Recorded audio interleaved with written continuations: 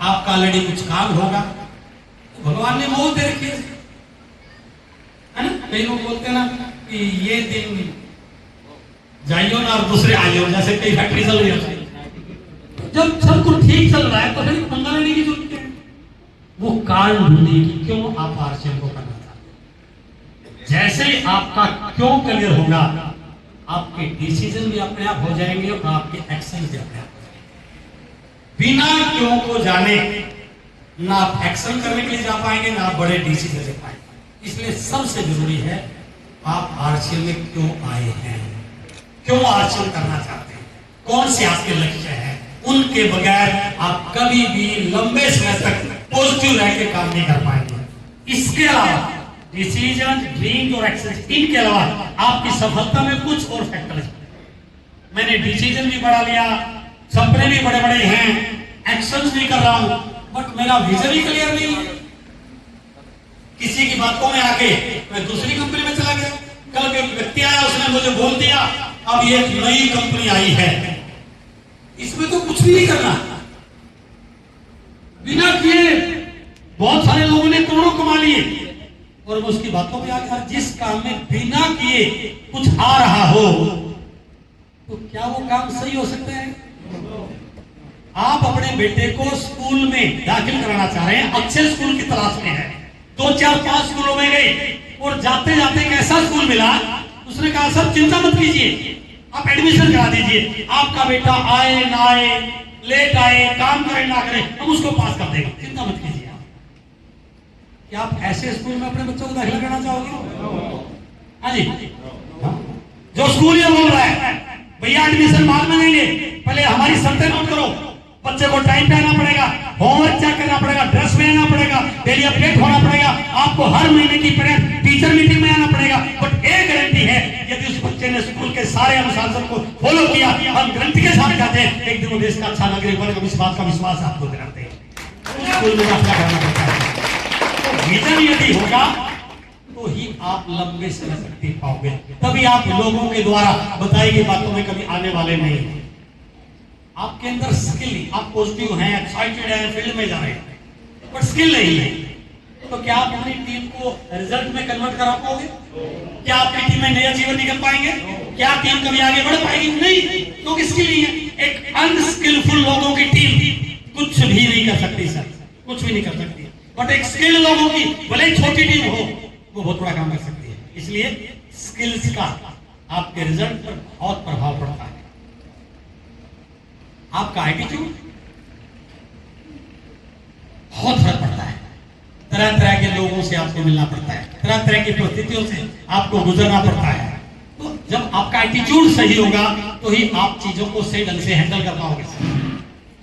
Attitude का इस वजह से बहुत बड़ा रोल है, सबसे बड़ा रोल है। एटीट्यूड पॉजिटिव है ना, तो आप आगे बढ़ जाओगे।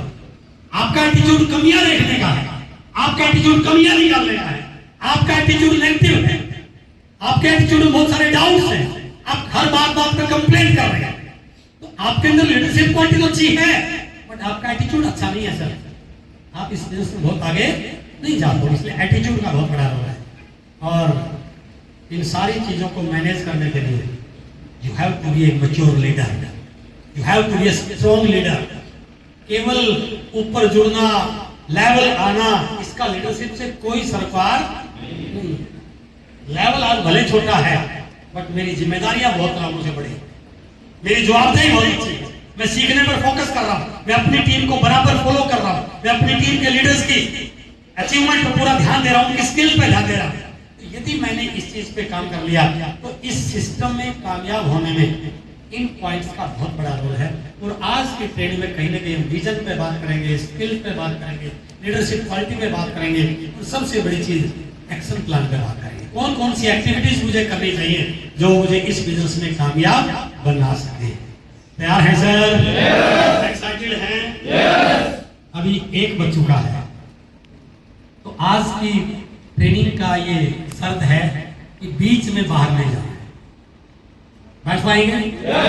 जो मर्जी आपको दिक्कत है, बैठा रहना है, थोड़ा सा कॉन्फिडेंस बिल्ड कीजिए। 2 घंटे 1.5 घंटा बैठना, वो उसे पता भी चल जाएगा आपकी बॉडी कितनी मजबूत है। हाँ जी, नहीं तो न्यूट्रिशन को आप खाएंगे नहीं। टीवी के सामने 3 घंटे बैठ के फिल्म देखना और टीवी के सामने 3 घंटे लेट के फिल्म देखना, फिल्म तो देख लें, बट उस फिल्म ने मुझे ये सोचने पर मजबूर कर दिया कि मैं कितना हेल्दी हूँ, यदि मैं 3 घंटे बैठ ही नहीं पा रहा हूँ। इसका मतलब भैया आपको न्यूट्रिशन की सख्त जरूरत है। हेलो, और मैं बराबर न्यूट्रिशन लेता हूँ, इसलिए मैं 2.5 घंटे मेरे अंदर कभी उबासी नहीं आएगी, मेरे अंदर कोई सुस्ती नहीं आएगी, मैं एक्साइटेड रहूंगा और मैं चाहता हूँ आप भी ये 2 घंटे एक्साइटेड रह सकते हैं सर। आइए अब शुरू करते हैं आज के ट्रेनिंग के टॉपिक को। इधर तक क्या था? भूमिका। फिल्म से पहले ट्रेलर दिखाया जाता है ताकि लोग समझ जाएं कि फिल्म में क्या क्या होने वाला, और कोई भी व्यक्ति फिल्म के ट्रेलर को देख के ही डिसीजन लेता है कि फिल्म चलेगी या नहीं चलेगी। तो ट्रेलर कैसा लगा सर आपको? फिल्म चलेगी?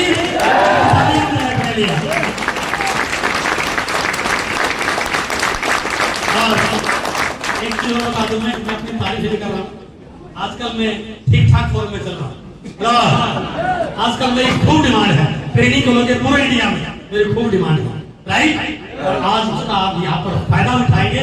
और आज मैं इस विश्वास के साथ आया हूँ, एक लाइन लिखी हुई है, इस एरिया से इस साल में 100 रोल्टी निकाला। हेलो, मैं आज इस कमिटमेंट के साथ आया हूँ कि इस ट्रेनिंग के बाद इस टीम में 100% 100 रोल्टी निकलने वाली है और इन लोगों में 100 रोल्टी निकलने। तो ये शुरू करते हैं इस टॉपिक को कि हमारी क्या क्या एक्टिविटीज हो, किस प्रकार से स्किल्स हो, हमारा विजन। मैं थोड़ा सा विजन की बात कर रहा हूँ, थोड़ा सा आरसीएम के विजन की बात कर रहा हूँ। आप देखिए, भारत की जनसंख्या 145 करोड़ है, क्लियर है? इसमें अलग अलग कैटेगरी के लोग मिलेंगे, कुछ बहुत सक्षम है, कुछ बहुत अमीर है, कुछ ठीक ठाक है, कुछ नौकरी करने वाले हैं, कुछ गुजारा करने वाले, कुछ गांव के रहने वाले हैं, जो भी चीजें हैं। लेकिन एक चीज मैं जहां आपको लेके जाना चाह रहा था, लगभग 70-80 करोड़ लोग ऐसे हैं इस पॉपुलेशन में जो सिर्फ हैंड टू माउथ, सिर्फ आजीविका चला रहे हैं, सिर्फ बढ़िया गुजारा कर रहे हैं। और नौकरी भी हो सकती है, कोई का और काम भी, छोटा मोटा काम भी हो सकता है। और मैं ये नहीं कर रहा, ये भारत सरकार के आंकड़े बोल रहे हैं कि हर महीने 80 करोड़ लोगों को भारत सरकार अनाज देती है। आंकड़े हैं, हो सकते है उसमें कुछ लोग गलत ले रहे हो, उनकी पोजीशन तो ठीक ठाक हो, फिर भी ले रहे हो, लेकिन 80 करोड़ लोग ऐसे हैं जिनको भारत सरकार हर महीने अनाज देती है। तो जिन लोगों को सरकार अनाज दे रही है या जो लोग अनाज ले रहे हैं, कोई दुनिया के इस भारत के अमीर लोग तो नहीं होंगे, उनके पास बड़े संसाधन तो नहीं होंगे, उनके जीवन में कोई लाखों करोड़ों की इनकम तो नहीं होगी। तो क्या भारत सरकार की कोई ऐसी योजना है आने 2-4-5 साल में कि सरकार इन लोगों को अमीर बनाने के लिए कोई प्रयोजन करे? मोदी जी ने कोई ऐसी योजना बनाई? कहीं से कहीं तक किसी भी पंचवर्षीय योजना में ये कोई प्लान नहीं है कि इन लोगों को अमीर बनाने के लिए कोई योजना शुरू हो जाए। क्या कोई देश का अमीर घराना, कोई बड़ा बिजनेसमैन कोई ऐसी योजना बना रहा हो कि गांव में आके इंडस्ट्री लगाएगा, उनको पार्टनरशिप बनाएगा? नो। हेलो, ये तय है इन लोगों के लिए उनके जीवन में अनाज तो मिल जाएगा, 2 की जगह 2.5 किलो, 3 किलो, 5 किलो हो जाएगा। ये छोटी दुकान थोड़ी बड़ी दुकान कर लेंगे, ये छोटी नौकरी से बड़ी नौकरी कर लेंगे और एक्स्ट्रा टाइम बढ़ा लेंगे। लेकिन ये तय है इन लोगों के लिए लाइफ में कोई बड़ी अपॉर्चुनिटी आने वाली नहीं। क्लियर है? यस। यदि आप इस डायरेक्ट सेलिंग को समझो, इस डायरेक्ट सेलिंग के प्लान को समझो, इस डायरेक्ट सेलिंग की संभावना को समझो, और जितने भी लोगों ने आज इस देश में या इस वर्ल्ड में डायरेक्ट सेलिंग में बड़ा मुकाम हासिल किए हैं, कहीं ना कहीं उनमें से 90% लोग इसी प्रकार की बैकग्राउंड से बिलोंग करते थे। असलम खान जो आज आपकी टीम में बैठा है, एक तांगा चलाने वाला व्यक्ति था। जब बाकी बच्चे छुट्टियों में अपने पिता के साथ पिकनिक पे जाते थे, घूमने जाते थे, उस समय असलम खान कहीं जाके छोटी मोटी नौकरी करता था ताकि इस साल की स्कूल की फीस भी चलाए। क्या भारत सरकार की कोई योजना असलम खान की जिंदगी में ऐसा कुछ कर सकती थी कि ये 10 लाख 15 लाख की कार चलने के लायक बन जाए? बट डायरेक्ट सेलिंग एक ऐसी अपॉर्चुनिटी है जिन्होंने असलम खान को आरसीएम का अमरावती बनाया। 80 से 90% लोग इसी प्रकार की बैकग्राउंड के हैं। मेरी टीम में एक लीडर है हैदराबाद से, तेलंगाना से, निर्मल से। जब मैं उससे मिला तो मैं उसकी कहानी को सुन करके मेरी आंखों में आंसू आ गए। उस लड़के ने बताया कि सर मेरे पास जब आरसीएम शुरू हुआ 2015-16 में उसने ज्वाइन किया, उस समय 1000 रुपए की परचेजिंग करके आपकी ज्वाइनिंग हो जाती थी। उसने कहा सर मेरे पास 1000 रुपए नहीं थे, मैंने 3 दिन रंदा चलाया दुकान पर, ओवर टाइम लगाया और तब जाके मैंने रातों को जाग के रंदा चला के 1000 रुपए इकट्ठे किए और फिर मैंने आरसीएम को ज्वाइन किया। 250 किलोमीटर तक कोई पीयूसी नहीं था, 500 किलोमीटर तक कोई डिपो नहीं था। मैंने मेरे मालिक से रिक्वेस्ट किया कि सर मैं कुछ आगे बढ़ना चाहता हूं, आप अपनी दुकान में 2-4-5 हजार का सामान यदि आप रख लोगे तो मैं थोड़ा सा एक्स्ट्रा काम करूंगा। उस बंदे की दयनीय स्थिति बहुत खराब थी, बट उसने आरसीएम पर विश्वास किया। आज आरसीएम का स्टार एमराल्ड है और कमाल देखिए, बड़ी बड़ी गाड़ी ले रहा है। उसके शहर में इस साल अभी अगले महीने एक्सपीरियंस सेंटर खोलने वाला है, कंपनी का डिपो उस शहर में है। और वो लड़का जो इस प्रकार की गरीबी का जीवन जीता था, अगले महीने हैदराबाद जैसे शहर में अच्छे फ्लैट में शिफ्ट हो रहा है ड्यू टू आरसीएम। तो डायरेक्ट सेलिंग ऐसे लोगों के लिए और कोई ऑप्शन नहीं है। मेरी टीम का एक अजय पाल टैक्सी चलाने वाला ड्राइवर जो रोज 150 रुपए की दिहाड़ी पे काम करता था, कभी सोचा नहीं था जिंदगी में कि जिंदगी में कुछ ऐसा हो जाएगा। आज आरसीएम का रूबी अचीवर है, शानदार फ्लैट में रहता है, लाखों रुपए की इनकम है और आज उसने इस बिजनेस से 3-4 गाड़ियां अपनी खरीद रखी है। मेरा कहने का भाव है तो इस बिजनेस का विजन देखिए, इतने सारे लोग जिनके लिए जिंदगी में कोई बड़ी अपॉर्चुनिटी कहीं से कहीं तक होने वाली नहीं है। डायरेक्ट सेलिंग उन लोगों के लिए एक वरदान बन सकती है। आज आपकी टीम में कम लोग हैं, ज्यादा लोग हैं, नेगेटिव है, पॉजिटिव है, बिजनेस चल रहा है, नहीं चल रहा, इसको थोड़ा साइड रखिए। आप देखिए, यदि आप इनमें से कुछ लोगों तक अपनी बात को, अपने कंसेप्ट को सही ढंग से समझा पाए, तो यदि वो लोग डायरेक्ट सेलिंग में भी आरसीएम और केवल आरसीएम, क्योंकि डायरेक्ट सेलिंग में बहुत सारी कंपनियां काम कर रही हैं, कहीं पर प्रोडक्ट महंगे हैं, कहीं पर अवेलेबल है, कहीं कुछ है। यहाँ पर बिल्कुल प्रोडक्ट वो है जो एक व्यक्ति अफोर्ड कर सकता है। नमक वो जो बाजार से कम रेट का, पेन वो जो बाजार के रेट का, हल्दी वो बाजार के रेट की, वो सारे के सारे सामान। तो यदि आप थोड़ा सा विजन देखें, ये 70-80 करोड़ लोगों के लिए कोई अपॉर्चुनिटी नहीं है। यदि मैं इनमें से 10-5 हजार लोगों तक पहुंचने में कामयाब हो गया तो दुनिया की कौन सी ताकत मुझे आरसीएम का कोऑर्डिनेटर बनने से रोक सकती है? आरसीएम के लिए एक बहुत बड़ी अपॉर्चुनिटी हो सकता है। और यदि इतने करोड़ लोग आरसीएम को एक बार समझ में आ गया, आने वाले समय में आपका बिजनेस का लेवल, आपका नेटवर्क का साइज, आपकी टीम के लोगों का साइज कितना बड़ा हो सकता है। आरसीएम के लिए बड़ी अपॉर्चुनिटी कैसे हो सकता है, इसके लिए थोड़ा सा देखिए। सबसे पहली चीज है कि आरसीएम एक रैपिड, ट्रस्टेड, टेस्टेड और सक्सेस रिकॉर्ड वाली कंपनी है, जिसका 25 साल का एक सक्सेस का ट्रैक रिकॉर्ड रहा है। और इंडिया में कितनी कंपनियां हैं जो डायरेक्ट सेलिंग 25 साल से काम कर रही है? गिनी चुनी एक तो कंपनी का नाम आपको मिलेगा। हम 25वीं साल की सिल्वर जुबली को मना रहे हैं। आरसीएम वो कंपनी है जिसके पास रियल प्रोडक्ट, रियल। आपने किसी व्यक्ति को ज्वाइन कराने के लिए ये नहीं कहना यदि आप ये ले लोगे तो आपकी ज्वाइनिंग हो जाएगी। आपके घर में जो किचन में न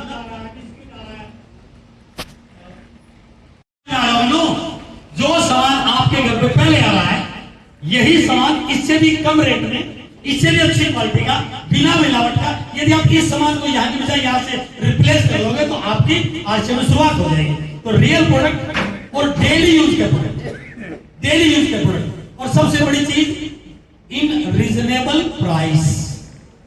ऐसा नहीं कि देखो नमक हमारा ऐसा करिश्माई है लेकिन इसको लेने के लिए आपको महीने 1 किलो का पैकेट आपको 500 रुपए का मिलेगा नहीं, वही प्राइस जो बाजार में मिल रहा है। इसलिए आरसीएम के लिए सुटेबल है। और प्रोडक्ट्स की अवेलेबिलिटी वो व्यक्ति शुरू करता है, उसका मामा रहता है आसाम में, तो वो ये सोचने की जरूरत है कि आसाम में जाऊंगा तो बिजनेस चलेगा नहीं चलेगा। आसाम में पहले से सारी व्यवस्थाएं हैं, तो पूरे इंडिया में प्रोडक्ट्स अवेलेबल और पीयूसी के रूप में, वंडरवर्ल्ड के रूप में, डीपोट के रूप में, और सबसे बड़ी चीज जो दुनिया में आज तक कोई कंपनी नहीं कर पाई। चलो आपने शुरू कर लिया मेरठ में, तो मेरठ में तो ऑलरेडी पीयूसी डिपो है, लेकिन एक व्यक्ति रहता है मेरठ से 30 किलोमीटर दूर गांव में,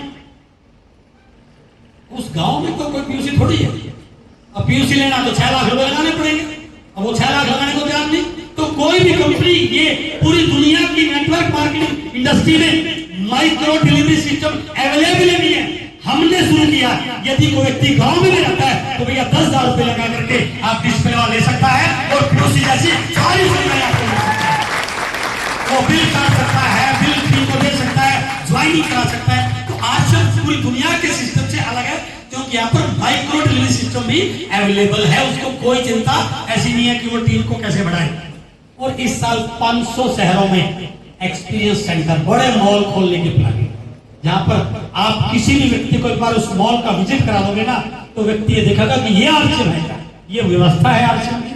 और इस साल हम सिल्वर जुबली बना रहे हैं आदरणीय टीसी सर के गाइडलाइन में, जो हर व्यक्ति के जीवन में कुछ ऐसी चीजों को लाने का प्रयास कर रहे हैं। एक व्यक्ति ईमानदारी से कैसे बढ़े, एथिकल वर्किंग कैसे करे, अच्छा इंसान कैसे बने, ये केवल आरसीएम के पास है इस प्रकार के एजुकेशन। और अभी तो हमने एक बहुत बड़ी प्लानिंग की है, हर अच्छे सेंटर पर यूएलपी क्विक, एक व्यक्ति यदि कुछ भी बताना नहीं जानता, कोई प्लान नहीं दिखाना आता, वहां पर यदि रोज यूएलपी क्विक प्रोग्राम आपने चालू कर लिया, तो उसको क्या करना है, अपने स्कूटर पे 2 लोगों को बिठा के लाना है और कंपनी का ट्रेनर, वहां का सीनियर व्यक्ति उसको प्रोडक्ट के बारे में बता रहा है, कंपनी के विजन के बारे में बता रहा है, वीडियो दिखा रहा है, प्लान दिखा रहा है, आपका बिजनेस ऑटोमेटिक बढ़ना शुरू हो जाएगा। रोज सुबह 6:30 बजे खुद इस कंपनी के ओनर आदरणीय टीसी सर सुबह आकर के रोज 6:30 बजे हमारे डिस्ट्रीब्यूटर्स को कैसे बिजनेस को एक्सपेंड किया जाए उसके बारे में जानकारी देते हैं। और यूएस जैसी एजुकेशन जो आरसीएम की रियल एजुकेशन है, इस प्रकार के प्लेटफॉर्म दुनिया के किसी भी नेटवर्क मार्केट इंडस्ट्री में पॉसिबल नहीं है। और सबसे बड़ी चीज, strong and established leaders team. यहाँ पर एक भी लीडर आपको ऐसा नहीं मिलेगा जो कहीं से खरीद फरोख्त करके लाया गया। हेलो, सभी ने यहाँ पर अपने आप को एस्टेब्लिश किया। और यहाँ पर यह भी नियम नहीं है कि चलो किसी दूसरी कंपनी का बड़ा लीडर आरसीएम में आया उसको कहीं ऊपर बैठा दिया जाएगा, कोई भी तुरंत खाना आएगा उसको नीचे ज्वाइन करके आरसीएम अपने आईडी को करना पड़ेगा। ये दुनिया की किसी कंपनी में नहीं। तो ये बहुत बड़ी चीजें हैं और इसका फायदा आज आपको नजर नहीं आ रहा है।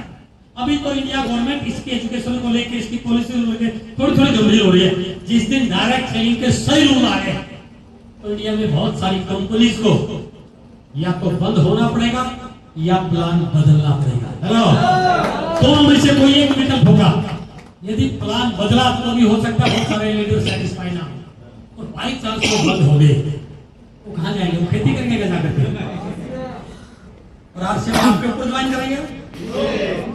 वो लोग कंपनियां तैयार कर रही हैं, उनको दूसरी कंपनी उनको ट्रेन कर रही है, बड़े लीडर बना रही है। अब सोचिए तो अगले 5, 7, 10, 20 साल के बाद आपका नेटवर्क बड़ा होगा, आपका लेवल बड़ा होगा, और उस प्रकार से काबिल लोग, उस प्रकार से मैच्योर लोग जब आपकी डाउनलाइन में आएंगे तो आपको काम नहीं करना पड़ेगा। हेलो, हम आपको तो तब तक काम करना है जब तक हमारे करने से बिजनेस बढ़ रहा है। जिस दिन वो आ गए हम आपको स्विट्जरलैंड में बर्फ के गोले फेंक रहे हैं। ये सारी चीजें रियल इंडस्ट्री है, तो आप फोकस कीजिए। वी आर सो लकी, हम किसी गलत कंपनी में जा सकते थे, हमें थोड़ी पता आरसीएम क्या है या दूसरी कंपनी क्या है, बट भगवान का हमारे पर आशीर्वाद रहा कि हम एक एथिकल कंपनी के साथ जुड़े, जिसका फ्यूचर बहुत बड़ा है, जिसका नाम बहुत बड़ा है, जो पूरी डायरेक्ट इंडस्ट्री में जिनके नाम लेते समय लोग सोचते हैं अच्छा आरसीएम आ रहा है। तो यदि वो 70-80 करोड़ लोग आपके टारगेट में आ जाए, आप उनको थोड़ा समझे, उनको बता पाए कि आपकी जिंदगी में बाहर लाने के लिए मैं आया हूं, 2000 का सामान बेचने के लिए नहीं आया, आपके बच्चों के सपनों को पूरा करने के लिए मैं आपके साथ काम करना चाहता हूं। तो मेरा मानना है आज भले ही आपकी टीम में कम लोग हैं, लेकिन 2 से 5 साल ईमानदारी से काम कर लिया तो लाखों लोगों की टीम आपकी बनने वाली है। राइट सर, इसलिए विजन के साथ काम कीजिए कि आने वाले समय में क्या होना है। और 3 चीजें और आपको जानने की जरूरत है, क्योंकि मैंने बोला इस बिजनेस में आने के बाद कई बार कुछ गलतफहमियां हो जाती है। लेवल तो आ गया लेकिन लेवल मेंटेन नहीं हुआ। पिन तो ले ली रॉयल्टी की टेक्निकल की, उसके बाद पिन पे बिजनेस ही नहीं गया। क्यों? उसके पीछे 3 बड़े कारण हैं। यदि आप वास्तव में आरक्षण में सफल लीडर बनना चाहते हैं तो सफल लीडर बनने से पहले 3 चीजों को जानिए। क्या? सबसे पहले हमें यह पता होना चाहिए कि लोग सफल कैसे होते हैं, क्या क्या चीजें करके लोग सफल होते हैं। जो साथी अभी इस बिजनेस में नए हैं, अभी कोई अच्छा लेवल नहीं है, कोई बड़ा मुकाम नहीं है, बिजनेस 20, 30, 40, 50 हजार, 70 हजार का 1 लाख का जा रहा है, उनको पहले ये जानना चाहिए कि यहाँ सफल होने के लिए क्या क्या करना पड़ता है, पहली चीज। दूसरी है, इससे भी ज्यादा जानना यह जरूरी है कि लोग सफल कैसे बने रहते हैं। नहीं तो लोगों में थोड़ी सी सफलता से इतना अहंकार आ जाता है कि वो लोगों से बात करना कम कर देते हैं। और कई लोग आपको फील्ड में मिलेंगे, जब आप फील्ड में निकलोगे ना, वो कहेंगे आपको, अच्छा तूने तो आज शुरू किया, मैंने तो 3 साल पहले करके छोड़ दिया। जैसे बड़ी ऐसी बात करें, इसको वो भारत रत्न मिलना चाहिए, इतना बड़ा काम कर दिया, इसको सरकार ने कुछ पद्म विभूषण से सम्मानित करना चाहिए। तो हमें ये पता होना चाहिए कि सफलता पाना इंपॉर्टेंट नहीं है, सफलता पर बने रहना इंपॉर्टेंट है। मेरे कैरेक्टर में, मेरी पर्सनालिटी में, मेरी लीडरशिप में वो क्या क्या क्वालिटी हो कि सफलता मेरे साथ बनी रहे। और तीसरा बात ये कि ऐसा क्यों होता है कि बहुत सारे लोग सफल होने के बाद भी सफल नहीं रह पाते, बड़े मुकाम पे जाने के बाद भी वो नीचे क्यों गिर जाते हैं। इन 3 चीजों को जानना बहुत जरूरी है। तो मैं इन तीनों के बारे में थोड़ा सा आपसे बातचीत करूंगा कि सफल होने के लिए क्या करना है, सफलता पर बने रहने के लिए क्या करना है, और सफलता से नीचे जाना है तो क्या करना है ना। तीनों के तरीके, राइट। तो मैं थोड़ा बात कर रहा हूं आपके लिए। पहला, सफल लोग कैसे बनते हैं। मैंने आरसीएम को ज्वाइन किया, बिजनेस को सीखा और कुछ काम शुरू करिए, और उससे मैंने काम करके मेरी टीम में धीरे धीरे मैं एक लेवल पे आ गया। तो सबसे पहला, उन लोगों की अपने काम में 100% सक्रियता होता है, वो एक्टिव रह के काम करते हैं, वो किसी के भरोसे नहीं आते हैं, वो खुद 100% एक्टिव होते हैं, प्लान दिखाने में, फील्ड वर्क करने में, टीम को एक्टिव करने में, अप्लायंस में मिले मीटिंग की तैयारी करने में। तो सफल होने का पहला फॉर्मूला है अपने काम में 100% एक्टिव होना, राइट। दूसरा है, सफल होने के लिए सब तरीकों को काम में लेना। अप्लाई ने जो बोला, ओके सर आपने प्लान भी दिखाना है, मीटिंग में अरेंज करनी है, पीयूसी पे भी काम करना है, डिस्प्ले वाल पे भी काम करना है, डायमंड कलर पे भी काम करना है, कंसिस्टेंसी पे काम करना है। आपको सारी की सारी जो एक्टिविटीज है उनको आपको काम में लेना है। तीसरा, जो आपको अप्लाई ने बोला उसमें कोई भी इफ बट किंतु परंतु नहीं लगाना, उसको अपने एंगल से नहीं देखना। आपको लगेगा कि मेरे वाला तरीका तो बढ़िया, फिर मैं नहीं लगाना है, नहीं लगाना है। जो अप्लाई ने बोला 100% ओके, बस 100% फॉलो करने से सफलता आती है। अपने काम में पागलपन नजर आता है, लोगों को लगना चाहिए यार क्या बंदा कितने जुनून से काम कर रहा है।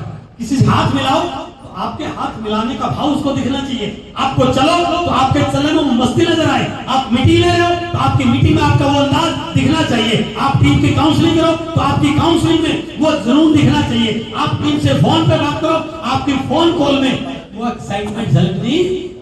तो काम में पागलपन, काम में जुनून सफलता का कारण बनता है। और तीसरा, उसको कुछ और दिखाई नहीं दे रहा, केवल और केवल अपने लक्ष्य दिखाई दे रहे, और कुछ भी दिखाई दे रहा। कौन सी कंपनी चल रही है, कौन सी नहीं चल रही, किसका चल रहा है, किसका नहीं चल रहा, अप्लाई का कितना चल रहा है, उसको कुछ नहीं पता। उसको तो यह दिखाता है कि मार्च में मुझे रॉयल्टी करनी है, मार्च में समिति का बिगिनर कराना है, मार्च व्यक्ति में इतने ही मीटिंगों में इतने लोगों को लेके जाना है। उस व्यक्ति को केवल अपना लक्ष्य दिखाई देता है। एटीट्यूड एक्शन प्लान एक ही दिशा। हम क्या करते हैं, बोलते कुछ है, करते कुछ है, ध्यान कहीं और होता है। फिर क्या बोलते हैं, सर मैं कोशिश तो कर रहा हूं। कोशिश करने से कुछ नहीं होगा भैया, दम लगाना पड़ेगा, तो जो आप बोल रहे हैं उस पर अमल करना पड़ेगा। और उस व्यक्ति में विनम्रता का भाव हो, एक ओबीडिएंट स्टूडेंट बने। विनम्रता का भाव हो, सहयोग लेना जानता हो, सहयोग लेने की पॉलिसी पे काम कर रहा हूं, इससे सहयोग लेना ये आपका एटीट्यूड होना चाहिए सर। अपलाइन पे एहसान मान रहा है, अपलाइन पे एहसान कर रहा है कि सर यदि आप मीटिंग नहीं दोगे तो मैं तो आश्रम छोड़ दूंगा। एक ये 2007 के आसपास की बात है, जगदीशपुर में एक टीम में कोई आपस में कुछ डिस्प्यूट हुआ और वो व्यक्ति मानता था कि अपलाइन सारे पागल है और मैं सर इनको समझाइए। जब वो काउंसलिंग करने के लिए आए तो सर इनको समझाइए मैं कितना बिजनेस कर रहा हूं, इनको पता नहीं है यदि मैंने बिजनेस करना छोड़ दिया तो क्या होगा। मैंने कहा क्या होगा बताओ तो, तभी तो मैं समझाऊंगा इनको कि आपके छोड़ने से क्या हो जाएगा। सर मैंने यदि बिजनेस को छोड़ दिया तो ये जो रॉयल्टी चीफ है ना, इनकी रॉयल्टी बिल्कुल सही, इसकी रॉयल्टी तो खत्म हो जाएगी और इनकी रॉयल्टी खत्म हो जाएगी इनकी, ये भी सही है। और इनकी रॉयल्टी खत्म, इनका टेक्निकल, ये भी सही है। और इनका टेक्निकल होते हैं तो सर देखिए इन सारे लोगों को थोड़ा ध्यान देना चाहिए कि मैं भेष हूं, मैं आधार हूं।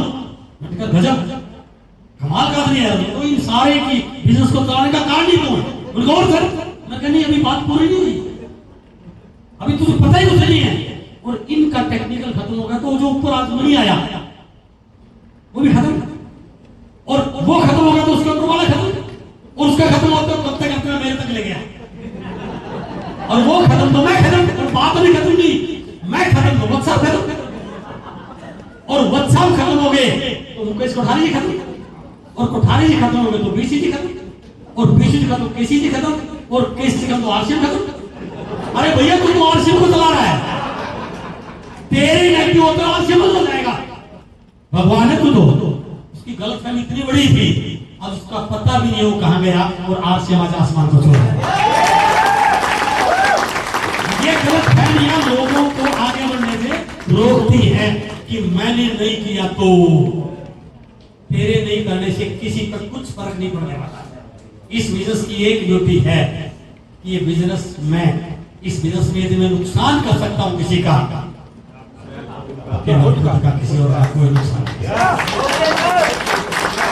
तो लोगों को ये होता है कि हमें सहयोग लेना आना चाहिए। अपलाइन आपकी टीम में काम करे, ये आपका एटीट्यूड होना चाहिए सर। आपके संबंध, आपकी बातचीत की शैली, आपकी विनम्रता, आपका एटीट्यूड, आपका रिगार्ड,